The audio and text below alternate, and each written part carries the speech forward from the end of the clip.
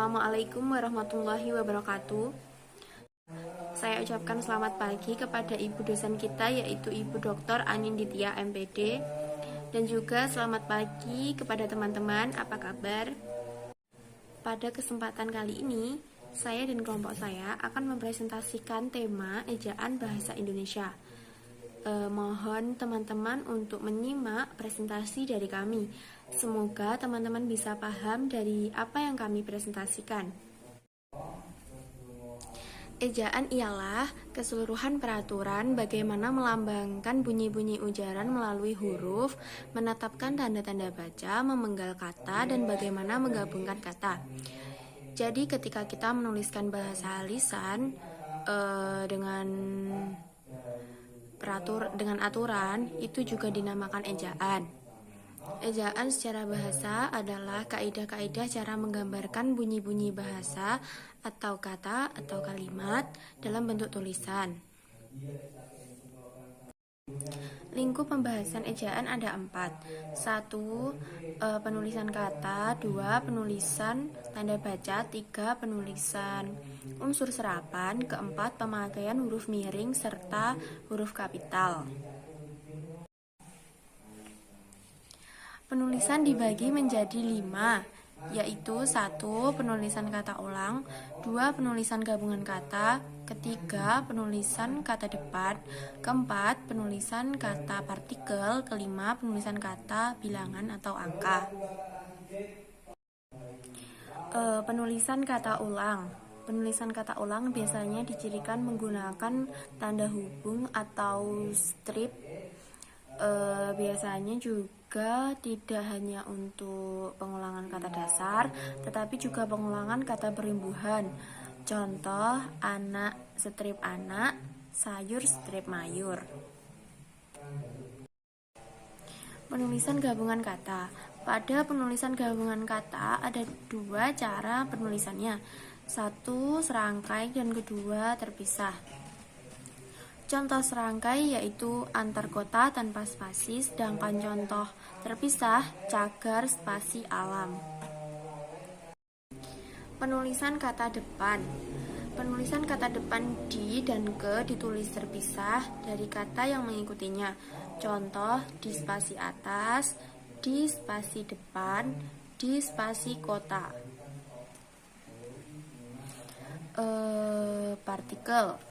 Dalam penulisan partikel sering ditemukan kesalahan pada penulisan pun dan per, tetapi tidak ditemukan kesalahan pada tulisan kah dan lah. Adapun aturan penulisan pun yang ditulis secara serangkai yaitu adapun, meskipun, terus biarpun, walaupun, sekalipun, meskipun. Penulisan kata per ditulis terpisah kecuali 2/30, 3/10. Contohnya, semua orang yang ditahan diperiksa 1/1. Penulisan partikel lah dan kah. Contohnya, bacalah koran ini. Penulisan angka atau bilangan dibagi menjadi 3, yaitu 1-2 kata ditulis dengan huruf, bilangan awal kalimat ditulis dengan huruf, angka utuh besar dapat dieja sebagian. Contoh 1-2 kata dapat ditulis dengan huruf yaitu 1.000 orang. Bilangan awal kalimat ditulis dengan huruf, contohnya 5 ekor kambing, atau 6 ekor sapi juga bisa. Angka utuh besar dapat ditulis bagian, contohnya dana bansos mencapai 1 miliar rupiah. Pemakaian tanda baca. Pada pemakaian tanda baca itu merupakan hal yang wajib. kalimat yang baik biasanya diikuti oleh tanda baca yang tepat. Banyak orang yang seringkali lupa atau memperhatikan pentingnya tanda baca. Padahal tanda baca itu untuk meminimalisir adanya kesalahpahaman. Seperti jika kita membaca sebuah novel, kalau salah tanda bacanya, kita akan salah mengartikannya. Pemakaian tanda titik. 1. Digunakan pada akhir kalimat dan bukan pernyataan atau seruan. 2. Digunakan di belakang angka atau huruf dalam suatu bagian ikhtisar atau daftar. 3. Digunakan untuk mengisahkan angka, jam, menit, atau detik. 4. Digunakan dalam daftar pustaka. 5. Digunakan untuk memisahkan bagian ribuan dan kelipatan yang menunjukkan jumlah.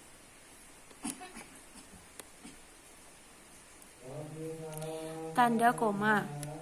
1. Digunakan di antara unsur-unsur perinci atau bilangan.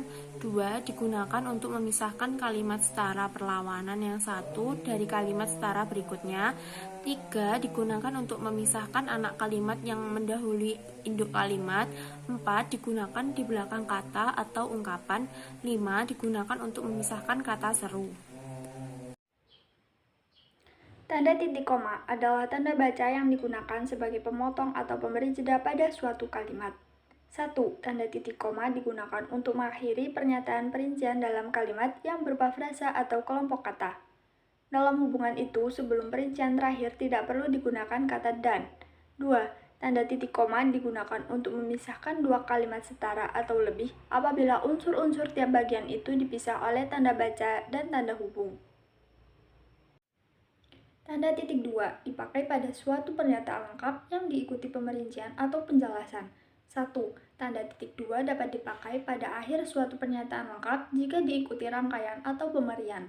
2. Tanda titik 2 dipakai sesudah kata atau ungkapan yang memerlukan pemberian. 3. Tanda titik 2 dapat dipakai dalam teks drama sesudah kata yang menunjukkan pelaku dalam percakapan. Tanda tanya adalah salah satu tanda baca yang digunakan untuk menandakan akhir kalimat pada kalimat pertanyaan. 1. Tanda tanya dipakai pada akhir kalimat tanya. 2. Tanda tanya dipakai dalam tanda kurung untuk menyatakan bagian kalimat yang disangsikan atau yang kurang dapat membuktikan kebenarannya. Tanda hubung adalah tanda baca yang digunakan untuk menghubungkan dua kata atau memisahkan dua suku kata. 1. Tanda hubung menyambung suku-suku kata dasar yang terpisah oleh pergantian baris. 2. Tanda hubung menyambung unsur-unsur kata ulang. 3. Tanda hubung menyambung huruf kata yang dieja satu-satu dan bagian-bagian tanggal. 4.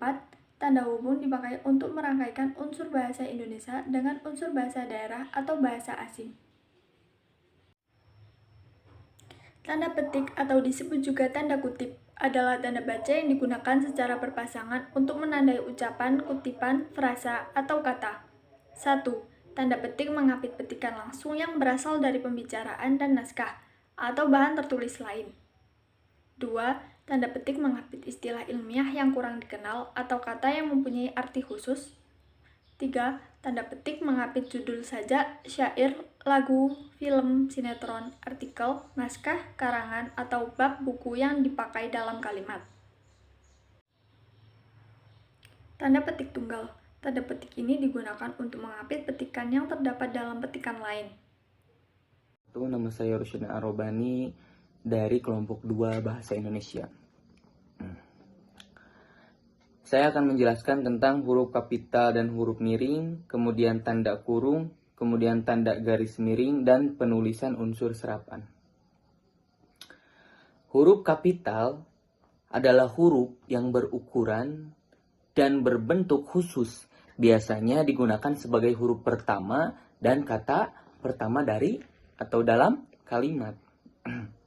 Adapun huruf miring, yaitu sebuah huruf, kata atau kalimat ditulis dengan huruf miring untuk membedakan dari huruf, kata, atau kalimat lain dalam sebuah kata, kalimat, paragraf, atau keterangan utuh. Kemudian tanda kurung. tanda kurung digunakan untuk mengepit tambahan keterangan atau penjelasan. Contohnya, sajak Tranggono yang berjudul Ubud dalam kurung nama tempat di Bali ditulis pada tahun 1962. Nah, dalam kurung tersebut memaknai kata Ubud, yaitu artinya Ubud tersebut adalah nama tempat di Bali. Kemudian, tanda garis miring. Tanda garis miring digunakan dalam nomor surat, nomor pada alamat, dan penandaan masa tahun atau tahun ajaran. Dan juga digunakan sebagai pengganti kata atau dan tiap. Nah, terus penulisan unsur serapan. Bahasa Indonesia menyerap unsur dari berbagai bahasa, baik bahasa daerah maupun bahasa asing. Nah, unsur serapan dibagi dua. Satu, unsur asing yang belum sepenuhnya terserap ke dalam bahasa Indonesia. Contoh, reachful, shuttle, cuk, cuk. Dua, unsur asing yang pengucapan dan penulisan disesuaikan dengan kaidah bahasa Indonesia. Contoh, struktur, cartoon,